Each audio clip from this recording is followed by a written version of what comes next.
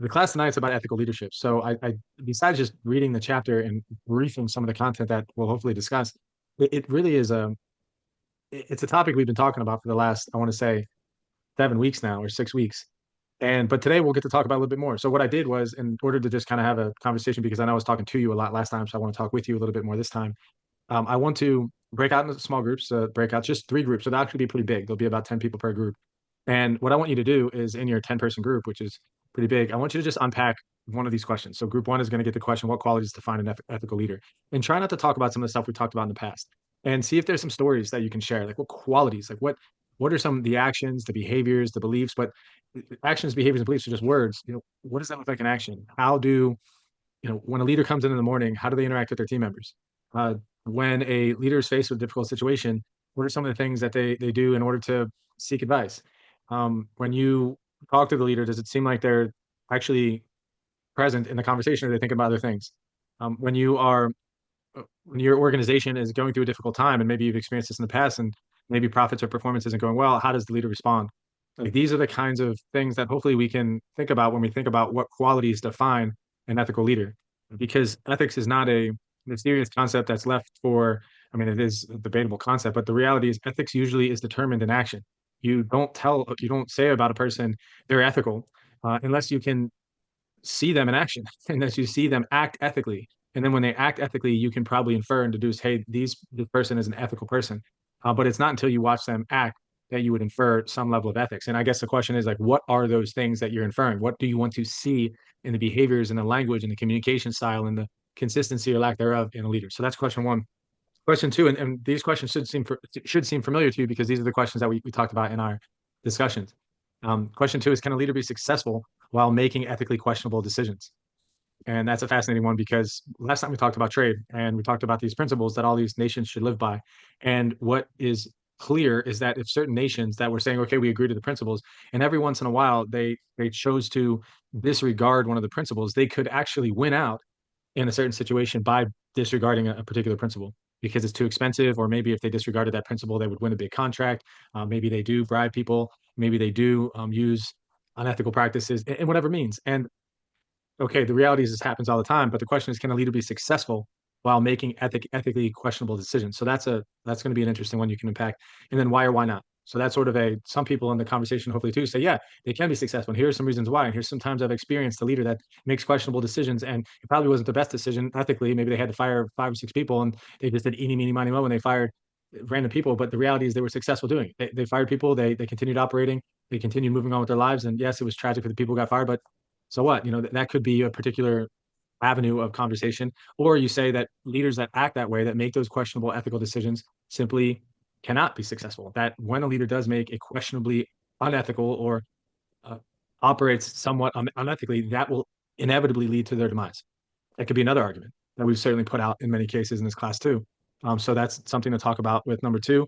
And then number three, who is an example of a business leader who demonstrated strong ethics? What impact did they have? So this is let me put you guys in gallery view. So this is so you can think about anyone. I would love for you to think about maybe a parent or an uncle or a brother or sister, because someone that's close to you that you see that's acting ethically, that would be a good basis of conversation. But also when you think about leaders, you think about potential like Steve Jobs, you can think about Jeff Bezos, you can think about Warren Buffett, you can think about Bill Gates. I mean, you can think about big sort of heavy hitter CEOs that have donated a substantial amount of money to charity and really have in a decent way kind of held their grounds where they haven't been scandalized, they haven't done something crazy or been on the news media in some totally negative way. They've survived this life of being in the spotlight, and maybe there's things about them, possibly an athlete that you admire. Why do you admire them? All that kind of stuff. And then what also I would suggest you talk about in question number three is potentially an unethical leader that has impacted your life. Maybe you have witnessed them behave in a certain type of way, and you knew in your mind that that's not how I want to behave. And because you watch them, and I'll just give an example. I worked for a leader one time who was very talented, and he still is talented to this day, and he's highly successful. But his talent, I wouldn't say he has a big ego, but he was very determined. Let's put it that way.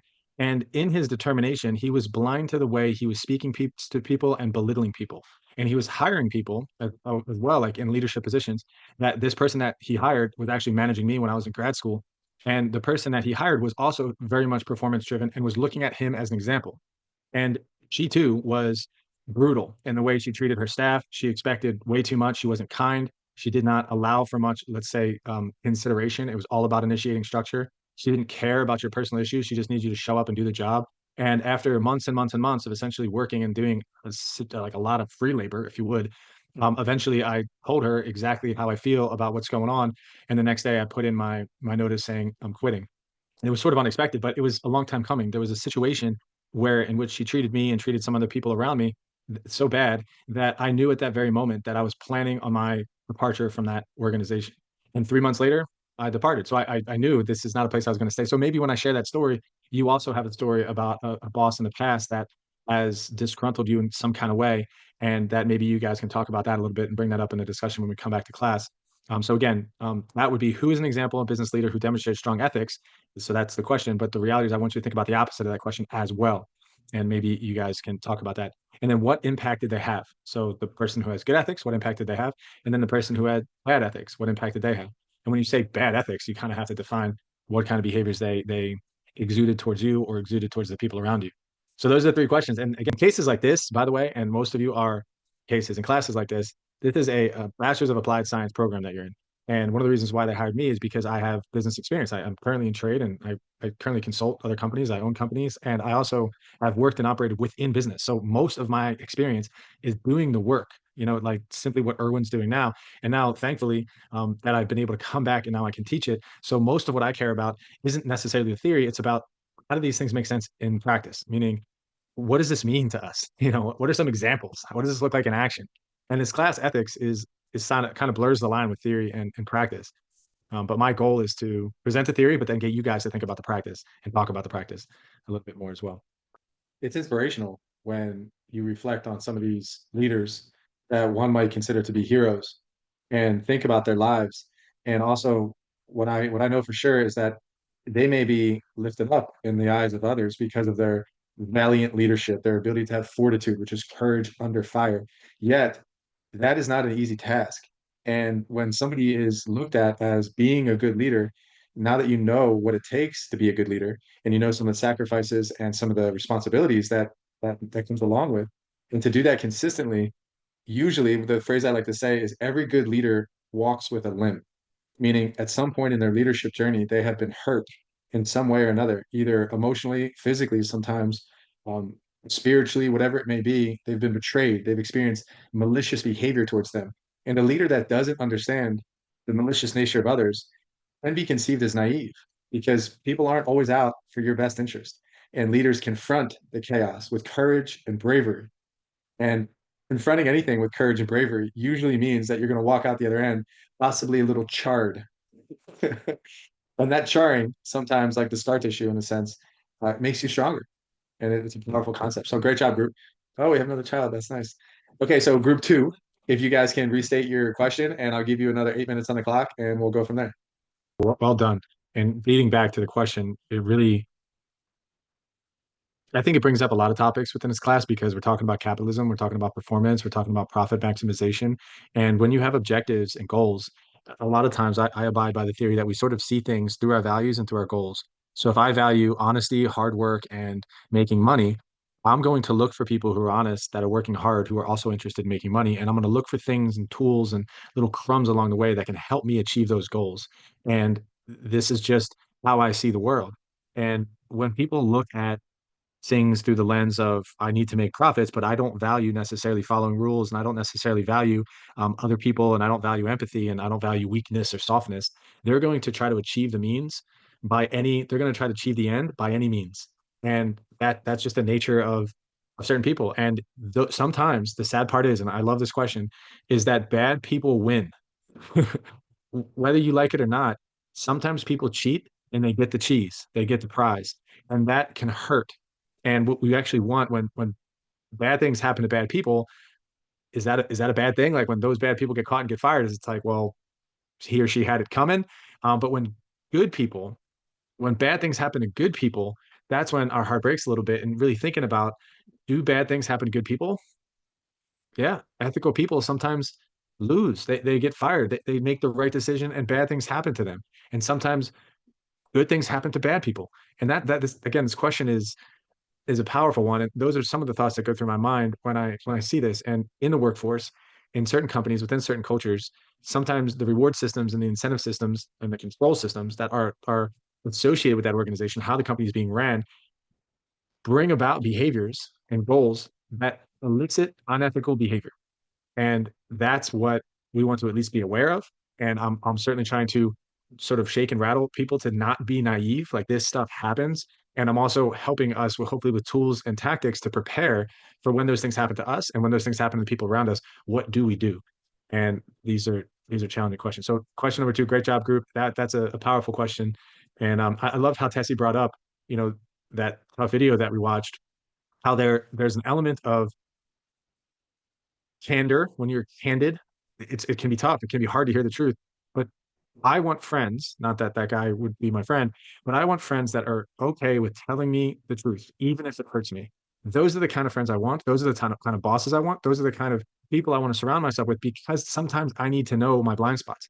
I need to know where I'm underperforming. I need to know where I can get better. I need to know what's going on. And those people, they may not come off as seeming ethical or seeming moral at the time, but in the long run, those people who do hard things and tell people tough things that they need to hear, that's leadership. That is for sure leadership. It's hard to receive and sometimes it's very hard to do.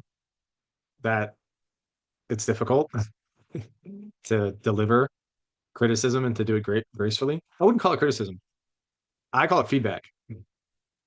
Whether you want to, when the person receiving it, whether they want to think it's criticism or not, it's to me, it's not. I'm not criticizing you. I'm telling you what you need to know if you're going to be in relationship with me. It may sound cold, but talk about communication once we get to the slide component. And communication and feedback go hand in hand.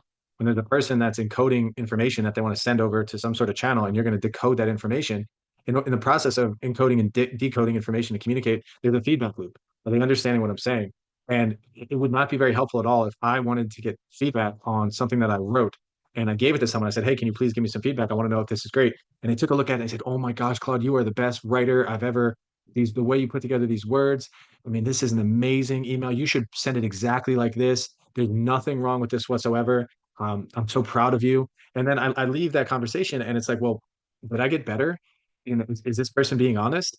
And I might not go to them and ask them for feedback in the future because I'm sure if it's more than 6 sentences, especially with the way I write things, that somebody can find something that could improve it. Just something like use a different word, maybe shorten up the sentence, maybe the subject seems a little bit aggressive. I mean, give me some feedback, please. What I do with the feedback is up to me. But if I came to you and asked you for feedback and you told me how great I was, that's not helpful. Of course, this assumes that when people need feedback, that they're going to come to you and say, "Hey, can you give me some feedback?" That's like an idealistic person you have in your life. But not a lot of friends come to me and say, "Hey, can you give me feedback on how, if I'm being a good friend to you? I really want to know."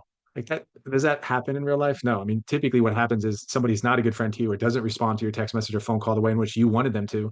And you have to go because now you feel hurt in some kind of way. You can't harness that bitterness and they're a good friend of yours. So you have to go to them and say, "Hey, can I give you some feedback?" You have to be the instigator in that conversation. And that's not easy. I could tell you a multitude of times and stories with my relationship with my wife where there's two directions I could go. I can just ignore it and I could pretend like that didn't hurt me or that didn't happen or whatever it may be. Or I can gather my thoughts, have emotional intelligence, calm down and approach her and say, "Hey, when you did that, this is how it made me feel." And 99.9% of the time when I do that with clarity and kindness, she responds and looks at me and says, I'm sorry, I didn't know. Next time I'll do it better." That's kind of a lie. Usually it doesn't go, it's not that easy, but you know what I mean. It's a work in progress. But if I say nothing, then nothing changes. And she didn't know that she had hurt me. And hopefully, again, I could probably talk about this for a while, but receiving feedback and giving feedback is certainly without a doubt an ethical leader's duty in a lot of ways. And that's not an easy duty.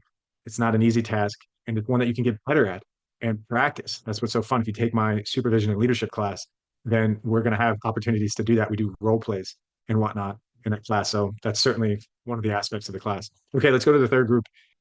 A lot there. And I'm happy that you're sharing some of the personal stories as well. It's incredible how when we or I, any of us reflect on the people who have made a significant influence in our life, typically what it starts out with was they actually saw me and they care about me and they wanted to know more about me. They wanted to know my goals. They got to know me. They listened, and they became somebody who was walking alongside of me, and not somebody who was screaming at me from behind or looking at me in the front and saying, "Haha, you're too slow. You can't catch up." And these characteristic traits of people who have influence in our life, if you can see how they're scattered, but if you take a sampling of the class, what happens is they tend to come together and create what would be considered an ideal leader and an ethical leader. And I think one of the tough situations with the study of leadership in general is that not in every context, or in every context, it's different. And it's really easy to talk about what it's like to be an ethical leader and some of the great characteristics and traits. But when faced with some of these decisions ourselves and the pressures of life, along with family, maybe a sickness, things that we all struggle with at times, pressure to get money, these things can get in the way of us being the people that we've always wanted to be, or let's just say being the leaders that we've always wanted to lead us. And I know I've fallen in a trap many a times, either talking to people in a disrespectful manner, rolling my eyes, or being condescending when I didn't have the patience to listen. And obviously, that's not the norm. And I try very hard to improve upon myself, but it's not. I'd say that is the norm, actually, is not being patient. What is not the norm is realizing and having self awareness that this is not what we want. And this is not going to be very good for us, and it's not going to be good for the organization. So it's having that self-discipline to suppress, say, those evil desires or those impatient tendencies, and to bring about the character traits that one would want, the virtues and the values that would make up a good leader. And the more we talk about it, the more we act it out, the more we witness it in others, the easier it's going to be. And so we'll talk a little bit more about um, essentially, hopefully filling in some of the blanks, let's just say about communication and some of these traits and some of the ways ethical leaders behave. And tonight we're going to talk about power. And you know how I enjoyed that conversation about the rings of power, because power can corrupt, but power can be used for good. We won't get too philosophical, but I think it'll be a fascinating conversation. So this will indirectly maybe comfort Hortensia or comfort anyone else in the class who's not saying that they don't seem to be experiencing the type of leadership that maybe other people in the class have experienced, or maybe some of the leadership characteristic and traits that I'm trying to define. And what I always recommend any leader that or aspiring leader that they read is this book called The Motive by Patrick Lencioni. And what he delineates in The Motive is really, it's a fable. It's a story about a leader and his leadership journey. And it questions the motivations to become a leader. And it puts in comparison the leader who's motivated by getting additional privileges with a position, by getting additional power, by getting additional resources, and getting additional accolades. Really, that leader who's motivated for success, for the success is in and of itself, meaning they just want to be more successful because they want more for themselves.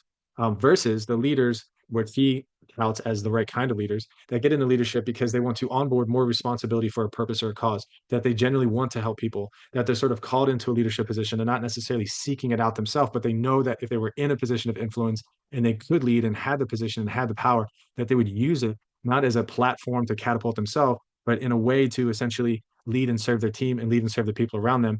And so that's their motive to get into leadership. And it's about acquiring more responsibility and accountability. It's not about advocating or diminishing responsibility. It's about growing in responsibility. And if anybody here understands or knows what it's like to have responsibility, it's a burden, and it's a good burden, but it's still a burden. And those who seek out leadership in order to get rid of responsibilities, meaning I get to lead now, which means I don't have to do as much work, or I get to be in a nice office, which means I get to show up a little bit later, which means that I get to drive a fancy car and park in a good parking spot. That's not responsibility. Those are perks of becoming a leader. And in some situations, those perks aren't always looked highly upon. So this book, The Motive, is a really great book. Let's get into some of the content. If you remember, in the beginning of class, there was this quote by Alan Einstein, which is one of my favorite quotes. And he says, "The world is a dangerous place not because of those who do evil, but because of those who look on and do nothing." And leaders are the ones that will face and confront evil and say, "This is not right, and we need to go in a different direction." Leadership in general, how I like to define it, is the ability to influence others towards a common goal. And here it says the ability or authority to guide and direct others towards a goal. I like to use the word influence within a definition. And what I also like to use in the definition is leadership is a process of influencing others towards a common goal or an organizational goal. Because if it's a process, it can be broken down and it can be taught. Ethical decisions are one dimension of leadership. We want to follow leaders that are consistently ethical. Some people said that specifically one day they're making decisions in this kind of light, and the next day they're making decisions in this kind of light. We're not really sure how they're going to show up today. Or here's more appropriately what I was trying to think of, what somebody said is leaders will espouse, meaning they'll put out into the world that I believe in treating people well. And they're up on the stage and they have a silver tongue and they're speaking so eloquently and they're dressed so appropriately. And when someone important comes to the room, they greet him and say, hello, how are you? Nice to see you. How's your family?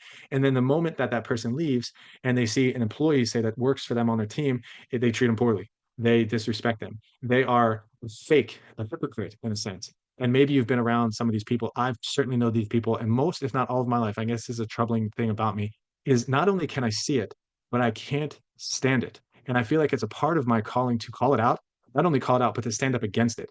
And I believe, and don't take this the wrong way, but just as a person, I believe it's that is not a good thing about me. It's a hard thing about me. I was thrusted into a leadership position my sophomore year of high school when I became the captain of a football team, and I've learned and struggled ever since then with having somewhat of a, I don't know, charismatic presence and being confident and being social, being extroverted, and with some of those, I guess, gifts in a sense, if you want to call them that, come significant burdens because people looked at me for leadership decisions. People looked at me, what do we do? How do we do it? And I didn't know what I was doing, and nor did I know how to do it. And with some of that power, that social power, I manipulated people, I treated people poorly, and I made a lot of mistakes. And basically, what I'm saying is, I've learned that because of my own negative experiences failing in leadership, I want the people that I see that I hold accountable in leadership positions to do it well because I don't want them to have some of those negative consequences. So I'll get off of that story for a minute, and you can see the passion that I have about, and hopefully it transitions to you that sometimes when you see a leader or see people acting a certain kind of way, I'm not advocating for you to go and call them out and make a scene, but just know that it's okay, and it may be the reason why you're there. And I think I've said that before in this class. So ethical leaders, what do? They can create ethical cultures. They have the power to motivate, enforce norms, policies, and viewpoints. We talked about motivation. I think it was Prudence who mentioned it. Leaders know how to motivate others. And when you think about motivating other people, what I need to take into consideration is not what motivates me in this class of leadership. What I need to take into consideration is what motivates you. I need to understand what you value, the balance you have behind the lecture component versus the group component versus the quizzes and the discussions. I need to understand, how do I get you engaged? How do I motivate you and influence you? Because if all I'm thinking about is how I would want to be influenced and that's how I lead, that's not going to be very effective. So we have to use different motivational tactics in order to get people to come along with us in this journey to attain that vision, that desired future state, or whatever we have. So it's unique for the person. And I also like Prudence's example, and I've done this in my career as well, is when you sit down and you have a conversation with somebody and you have a one-on-one about their career growth and you do a development plan, and maybe not, don't call it a development plan. What are your goals? Why are you here? How can an organization help you with these goals? What that does, and you truly listen and you take some of the organizational resources of the power you have as a leader, and you generally try to help them achieve their goals. You don't try to manipulate their goals or steer their goals in any kind of way. They're their goals. You just solicit them, you get them on a piece of paper, and as a leader, you say, well, what can I do to help you achieve these goals? And if you had somebody across the table, like Hortensia was saying, that was saying those things, it makes a huge difference. Like, wow, I've never had a leader sit down and ask me these conversations before. And when you do, it makes the ability to work so much better. You bring your heart and your head to work. Influence corporate culture and ethical posture, not simply allowing employees to follow their own moral code. Everybody comes in with their own moral code. Their boundaries or their guardrails are a lot further out than yours. And you have to learn how to either bring them in, or maybe they're too far in and you have to expand them out. But it's not just about how they operate, it's about how we operate here in this company. And leaders need to do that in a prudent way. Assume responsibility, again, that word responsibility, to model ethical conduct for employees. The firm's board of directors is also an important leadership component. All right, meat and potatoes. Normative myopia, cool term. When managers overlook or stifle the importance of core values in their business decisions. We here at XYZ company believe in respecting our customers, delivering quality service, and valuing all our employees. We believe in respecting our customers, delivering quality service, and valuing all our employees. Okay, so now we have an opportunity to pick up a contract for an organization with customers who are super aggressive and super mean on price and are bidding it out to everyone. This particular contract is going to make us a lot of money, but it's going to make our employees have to work overtime on the weekends. And on the weekends, they want to be with their family. If they've expressed that, maybe our family valuing employees comes with allowing our employees to be with their family. But we're going to take on the contract anyways, even though the customers that we're going to do business with are really difficult, and even though our employees are going to have to work overtime. And Also, by the way, because they're going to push us so hard, the quality of our work isn't going to be so great. So we're going to go ahead and take on this contract because we're going to make a lot of money. And so we're going to make that decision. That's normative myopia. It's saying we value one thing, but the decisions that we're making as an organization do not align with what we value. That's a problem. Believe normative values do not apply to managerial decisions. Facts, values can be separated in decision making. This is a big one. Yes, facts and values can be separated in decision making. You can look at the facts and you can ask yourself, do they align with our values? And if they don't align with our values, you make a decision knowing that these facts do not align with our values. And we probably are going to make a decision that does not align with our values. At least you know that.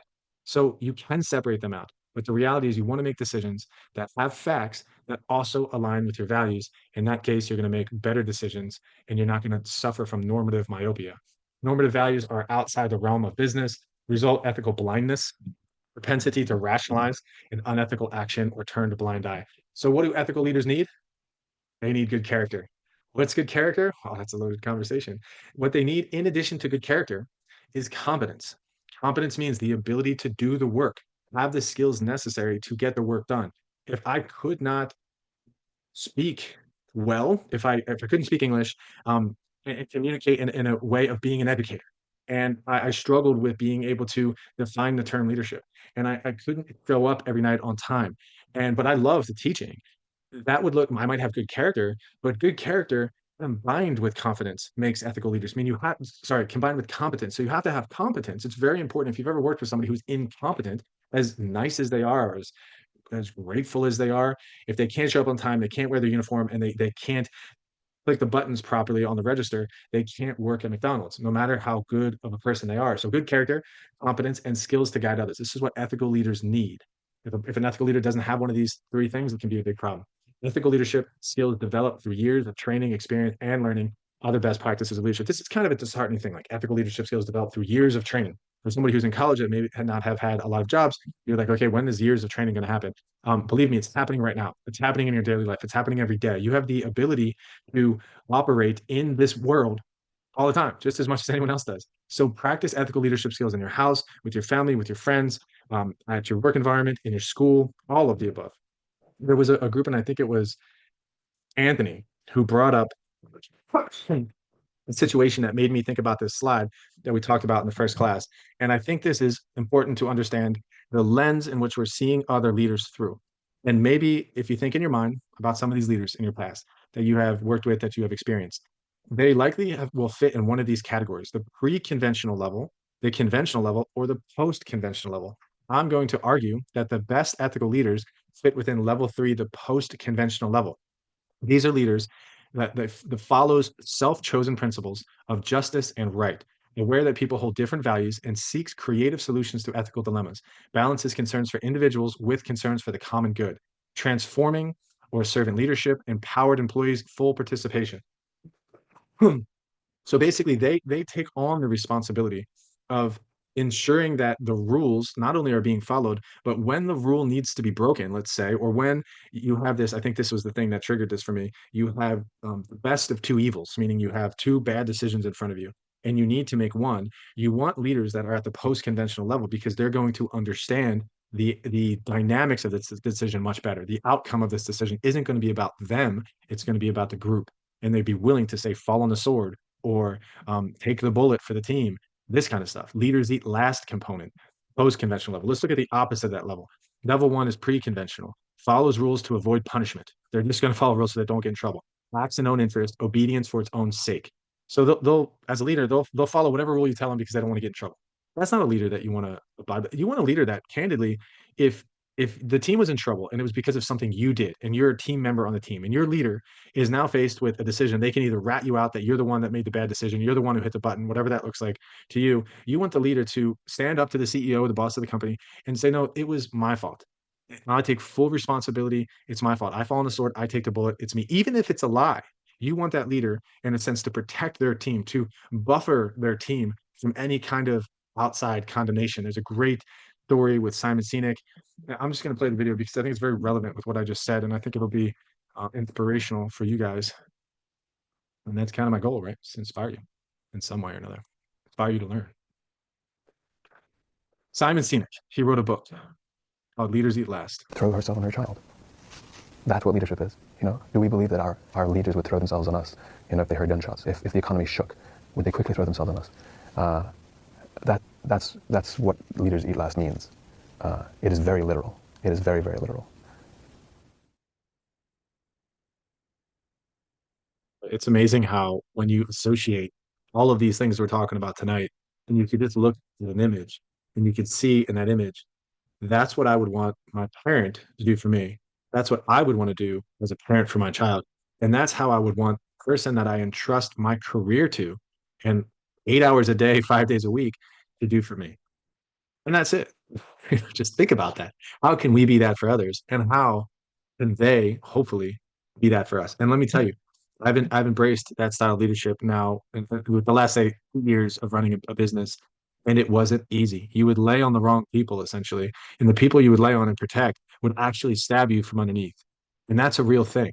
And I'm not saying that happens all the time, but you're also working in a certain environment where other people are competitive and they could very well say take advantage of your willingness to sacrifice for them. So that's why, and again, that's why you hire the right people, that you have surround yourself by the right people, you have the right values, you have consequences, you enforce consequences, you have difficult conversations to avoid that kind of stuff. But what I'm trying to say is it's not as easy as it looks, especially in the workforce now where a lot of what we're doing, it's not just blue collar work where we need to build the car or build the house or whatever. There's a relational aspect to it. There's soft skills that need to be developed. There's relationship and trust that needs to be built, emotional intelligence, this kind of stuff. So ethical leaders must model organizational values, place what is best for the organization over their own interest, train and develop employees throughout their careers. That's a big deal because if we don't train and develop employees, then candidly they're going to get promoted to their least amount of competence. I mean, once they get promoted, they may not be able to handle that position they were promoted to because they're not competent enough in that position because you haven't trained them, you haven't prepared them for the future. And one of the things to think about for some of the best people on your team is, and I don't know if this works in all situations, but I'm always looking to replace myself. If a new person came in and they seem coachable, I would want to coach them up so that one day they can take my role so that I can move up in the organization or so that I can leave. Maybe I'm retiring or whatever that is. And good leaders know how to do that. They know how to transfer knowledge. And I think that was another aspect that we talked about is when I work for leaders, and this is just kind of me, I want my leaders to teach me something. I want them to model the behaviors of, say, public speaking, of teaching, of engaging students, of showing up to work and working hard and being disciplined with their time and possibly dressing professionally, staying in good shape. All these things, I'm saying, wow, I sort of enjoy that, and I want to follow you because I admire some of the things that you're doing, and I want to model some of your behaviors. And what happens then is I naturally gravitate towards them, and if they can coach me, then please coach me. And the good people, the good leaders, will see that in other people, and they'll kind of put their arm around them and say, "Follow me as I follow." I think the scripture, "Follow me as I follow." Christ is one of the scriptures that, biblically and from a religious perspective, you're trying to model your behaviors after somebody who has done things before you. We're standing on the shoulders of giants. And how do I create my own legacy? We had a great speaker today that spoke at the awards ceremony. I'm not sure if any of you were there at the Homestead campus, and he had a company called Build Your Own Legacy. And he was fairly young. I think he was probably 25, and he has been through a lot in his life. Clearly, the first person in his family to get a bachelor's degree, started a business, is coaching at a local high school that he played basketball at. And this man, I could tell he has character.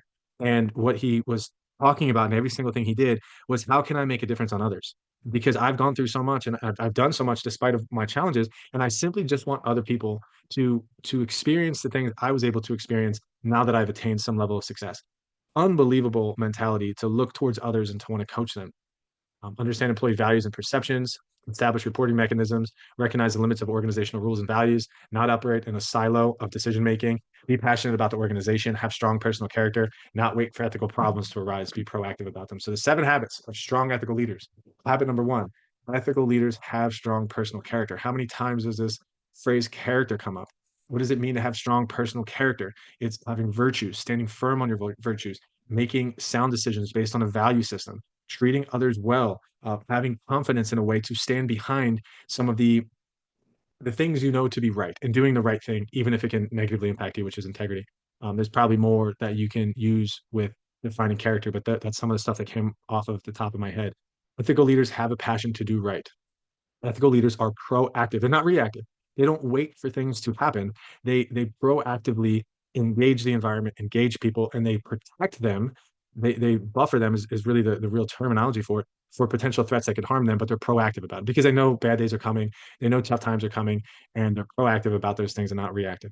Ethical leaders consider all stakeholders' interests. Ethical leaders are role models for the organization's values. Ethical leaders are transparent. That word came up a lot when we were talking about when leaders make decisions. And transparency, I think it was somebody talking about the salaries and wages in the educational environment. And it was amazing how this particular a leader was transparent about what other people were making and some of the raises they could or could not give out. Transparency is an amazing thing. We just have to, in certain positions of leadership, we have to be careful with what we're transparent about. There is a such thing as being overly transparent or say overly vulnerable in situations. So we have to use our discernment as to when it's good to be transparent and when maybe possibly we share some facts, but we just simply can't share everything for ethical reasons. We can't tell people what another person's making. I mean, that may not be something we can share. So there's a level of transparency that without a doubt is attractive to subordinates. They want to see that. But there's also some discernment we have to use in how and in which forms and fashions we share information because that could count against us. But transparency is usually looked at as a good thing. Ethical leaders take a holistic view of the firm's ethical culture. Holistic means like a expanded out view, an abstract view, a conceptual view. They see a lot of different things and not just one single situation. My wife was having a conversation with me last night where she was having not an issue with a staff member, but she needed to have a conversation with one of the staff members on her team. And what she was telling me is facts, some of the things that the staff member may have done wrong. But in the conversation, I was hearing not only facts about what they did wrong, but past things and things that happened a month ago and possible things about this person's character and things about the future. So she was bundling in facts with a bunch of other things. Like there was a whole story behind this. And we were talking about, I said, well, let's separate out the facts and let's separate out this thing, let's separate out this thing, and let's address each one of them separately because it's very hard to, take all of that into consideration at one time and have a logical conversation with somebody. That's just, I think that's just advice that say a person did three things wrong last week. They were late to work. They rung up the hamburger wrong at McDonald's, and in addition to that, they seem to be tired and lethargic in the workplace, which that's not really a behavioral thing.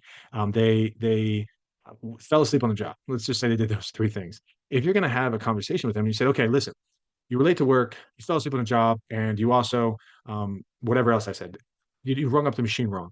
And I laid into them right in the beginning of that meeting.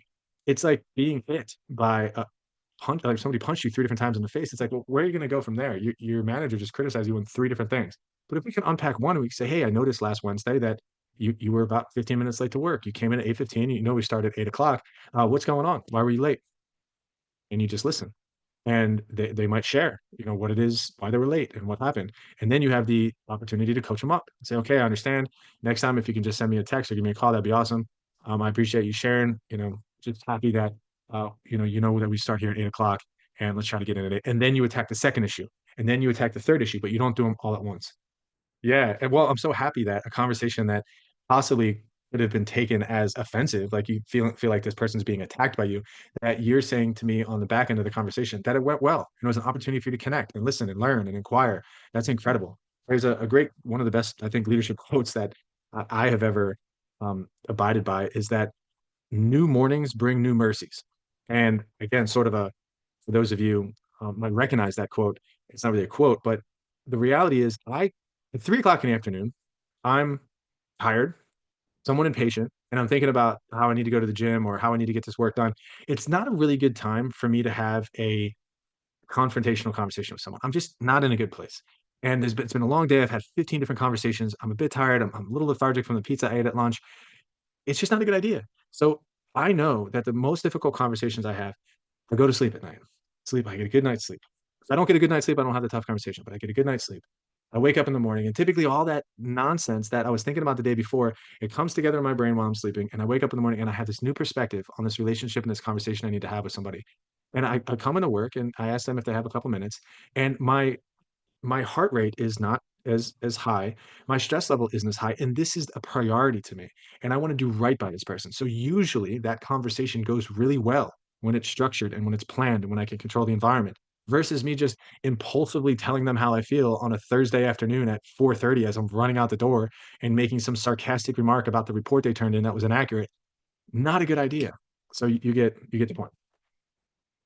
Ethical leaders take a holistic view. Okay, we get that. So benefits of ethical leadership, direct positive impact on corporate culture. Good ethical leaders have a good impact on corporate culture. Higher employee satisfaction and commitment. Wow, those are two things. The employees here have more satisfaction in their job. They enjoy showing up to work. They're happy with their pay. They're happy with what they do. They jive with the values. And in addition to that, them being satisfied, they're committed. Meaning, if they were to get enticed to go move to another state to work for some other company, they would probably say no, even if it was for more money, because they're committed to the organization. And I would venture to say that most people that are underneath leadership, so they're followers or subordinates in a sense, followers is probably a better word, but they're not just committed to the organization. They might be committed to the organization, but they're likely committed to the leader before they're committed to the organization. They don't want to leave that place because of the leader, not necessarily because of the company. So that's the kind of influence power that a leader holds. Higher employee satisfaction commitment, strong relationships with external stakeholders, strong impact on long-term market firm valuations is a big deal. The research says that ethical leaders, consistency of ethical leaders within an organization, actually, if they study it, whatever, however they measure ethical leadership within companies, and they correlate that with the performance of the business and the valuation of their firm, those two things go hand in hand. The more ethical leaders you have, and the more consistent that they're ethical, the more valuable your firm is. It's amazing how they can take these concepts that are sort of subjective and they can objectify them in social science. And this is true. Strong impact on long-term market valuation, positive association to an ethical commitment of employees, and a firm's valuation on the stock market. More likely to see government fines reduced if misconduct occurred, can create significant competitive advantages, value for a company. Ethical leadership and organizational culture. I'm going to skip over that because we talked about that a lot. This is actually one that I want to kind of sit on because it kind of it'll give you an idea, a frame, a picture of what these kinds of leaders look like. So if you think about an unethical leader, usually egocentric. If you give them feedback, they get defensive. Does whatever it takes to achieve personal and organizational objectives, whatever it takes, whatever means I need to do to get the outcome. Typically, unethical leaders do that. Looks at minimum guidelines and searches for legal loopholes.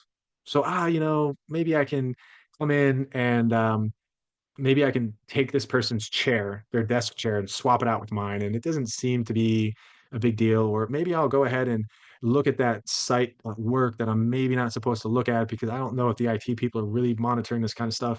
And so they're looking for loopholes. Receives ethics codes, compliance regulations, and industry standards as optional. These things are there. It doesn't mean I have to do it. Justification for breaking laws serves a greater good. Risk of getting caught is low. Sometimes a moral leader, one that is unethical, but will claim morality, will do something called virtue signaling.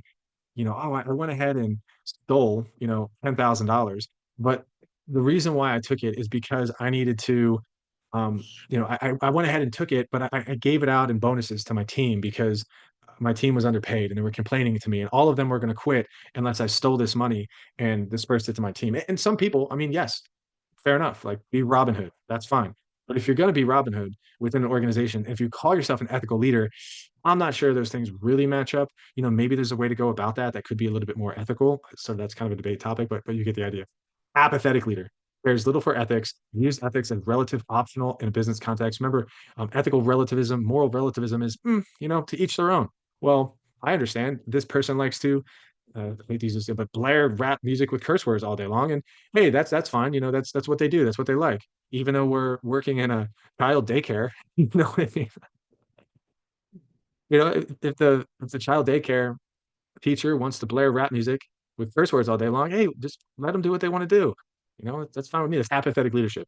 Views ethics is relative optional. Often displays no passion for firm mission or the organization. Employees don't see sacrifices in them that other managers or leaders display. It depends. So I think in general, if somebody's playing music in an environment that is not conducive, it's not a music environment. It's not, say, the gym or a club or a place where people go to listen to music. Not everybody's music is something that people want to listen to. Music is actually considered noise pollution.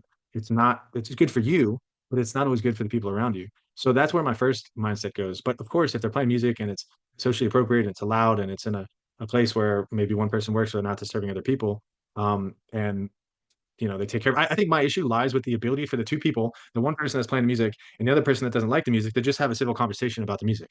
And I think that if that can happen at that level, that's probably ideal. For it to get escalated up to this next level and to make such a big deal out of it is, it's silly and a waste of organizational resources. Yeah.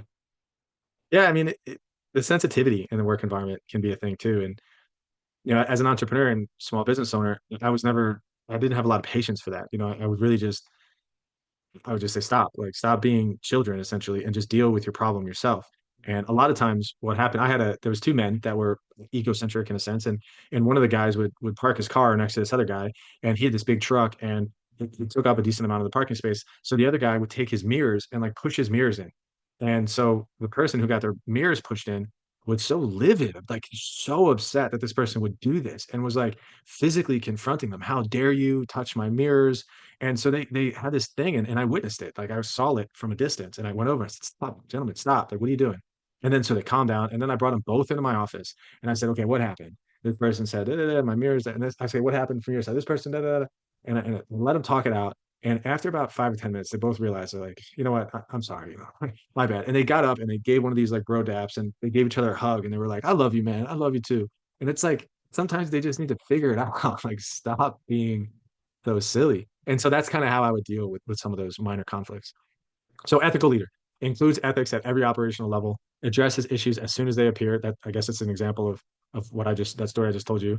Tries to create participative organizational cultures, views employee collaboration, and collaboration is a big point, as an important resource. So I don't know if we're going to have enough time to talk about all these, but I'm going to try my best to briefly go through all of them, to briefly touch on each one of them, because now we're talking about power and why is it that power is important? Here's my stance, and it's a very clear stance, and I don't know how it sounds, but leaders need to understand that they have power, and power is not a bad thing. When leaders understand their power, then they're much more inclined to use it for good.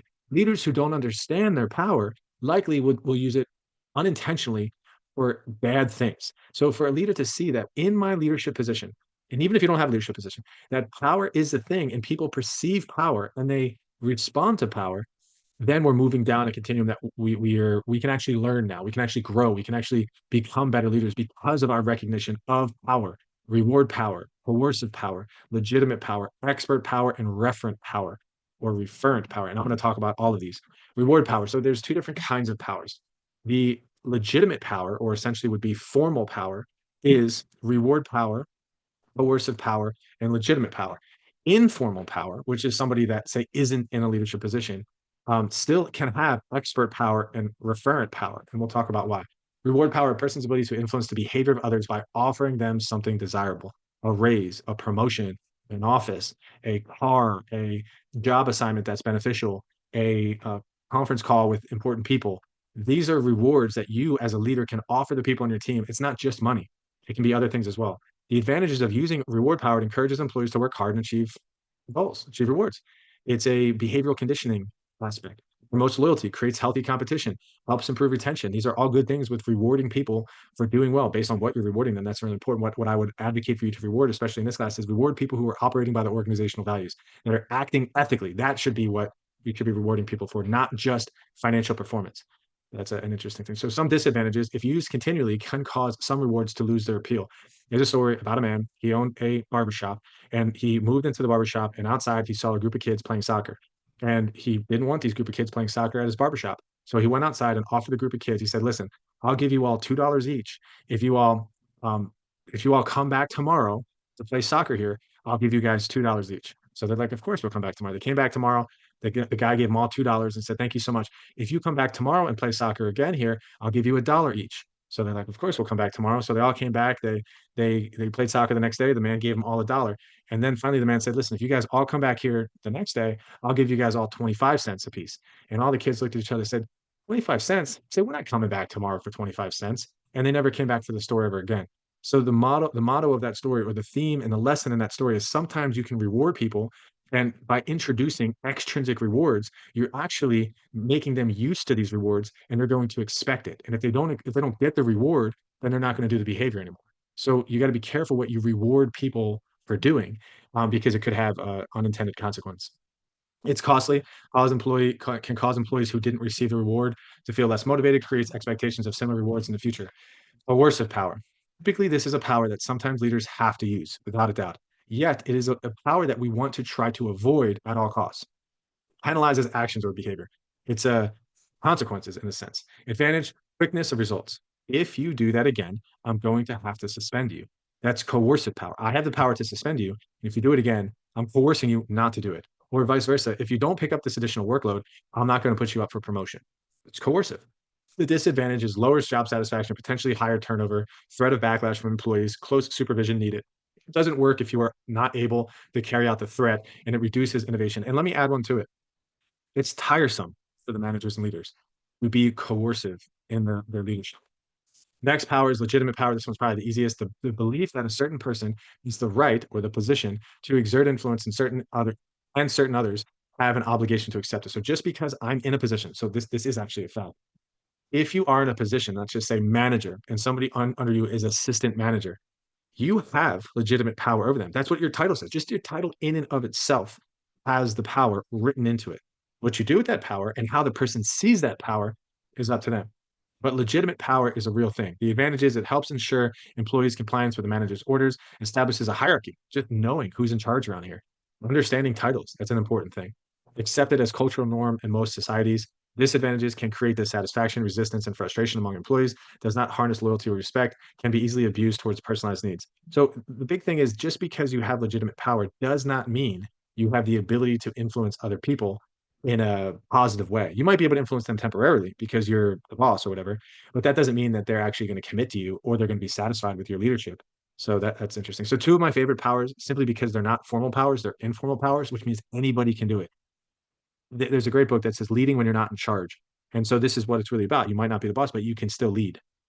Expert power derived from a person's knowledge and usually stems from a superior credibility with subordinates. So you really are really good at software. You're really good at making Instagram reels. You're really good at cooking or preparing meetings and taking notes in meetings and summarizing meetings for people. You're really good at that. You might not be the boss, but you're really good at it. So people will come to you because you're good at these things. And it's a form of power. They need your expertise. Advantages can reduce resistance to leaders' authority, able to influence due to knowledge and skills, easier to get promoted to senior management, increased trust and respect, can build up self-confidence in the workplace. And some of the disadvantages to expert power is it can decrease respect of superiors as knowledge and skills are shared. That's a fascinating one.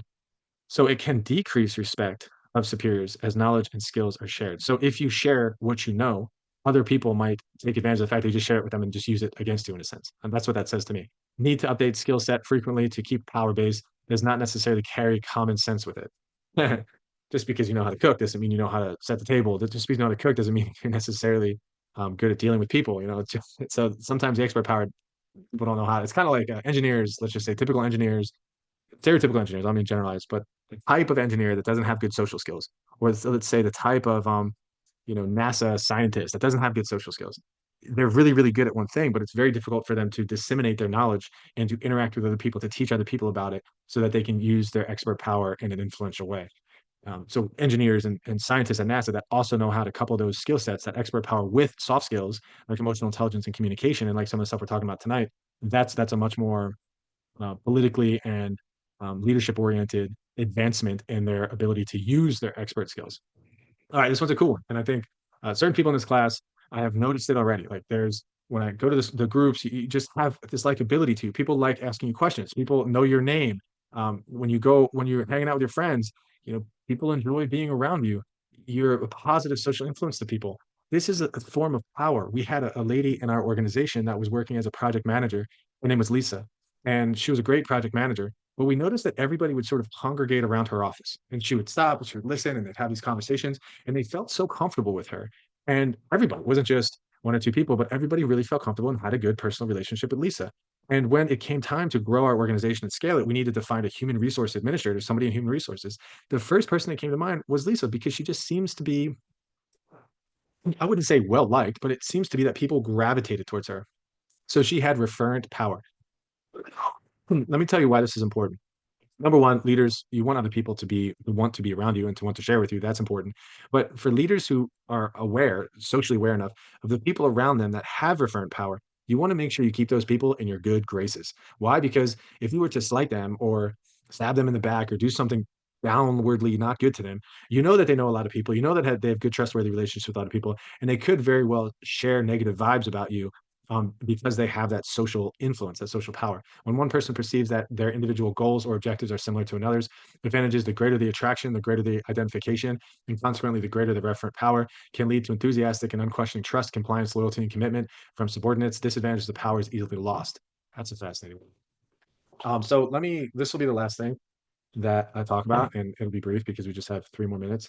When you're thinking about conflict with other people, number one, it's okay to engage in conflict. Sometimes it's okay to avoid it, but there's different ways we can let's say, attack or different ways we can engage in conflict. And there's really five here that we're going to talk about briefly. The two at the top are probably the most productive, I want to say. Competing sometimes happens. You have high assertiveness, but you have low cooperativeness. So competing is somewhat natural in a capitalistic world and economy. You go to work, you want to win, all this kind of stuff. Yet when you're trying to work with other people, competing can be tiring. It's really a win-lose situation. And what we want to move more towards is collaborating. High on cooperativeness, high on assertiveness. Hey, I'm not going to just be a pushover. I'm going to tell you what I need, but I'm willing to work with you. Are you willing to work with me? Yes, I'm willing to work with you. Okay, let's talk about it. Let's figure this thing out. And really what you move towards is a win-win relationship.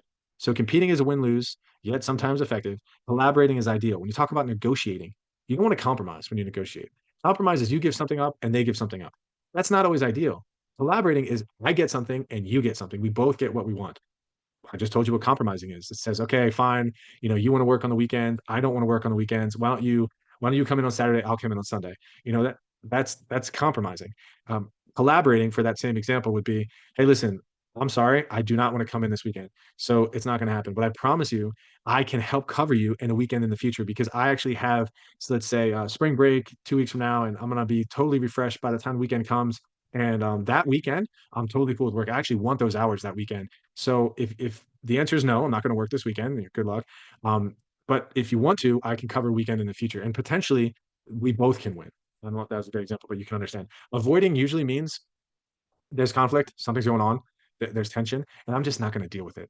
And I'm not going to deal with it, and I'm going to push it down. And the dragon that I invited into my house, it's going to be this little baby dragon, but eventually it's going to get bigger and bigger and bigger and bigger. And that dragon eventually is going to be walking down the street with my house on his back, meaning that avoiding nature of avoiding conflict, the conflict becomes so unavoidable that it becomes explosive. It becomes like a dragon that's walking down the street with your house. You're like, how did we get here?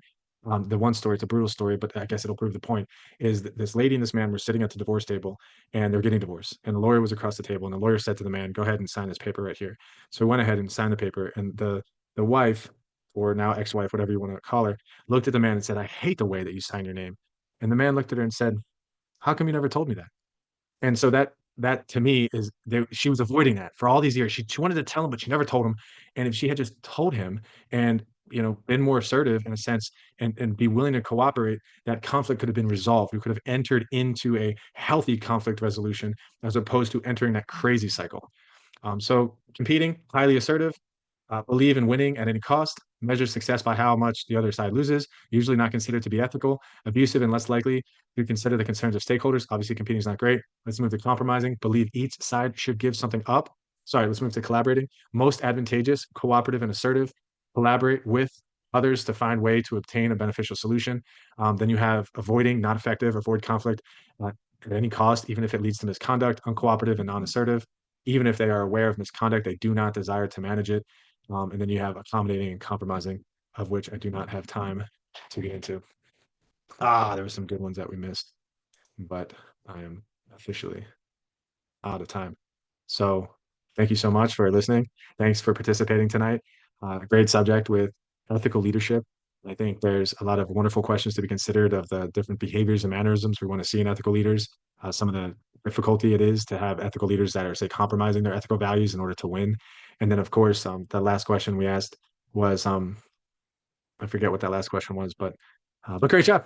I'll stick after for any questions, and I hope you guys have a wonderful night. And I'll see you next week, next Monday.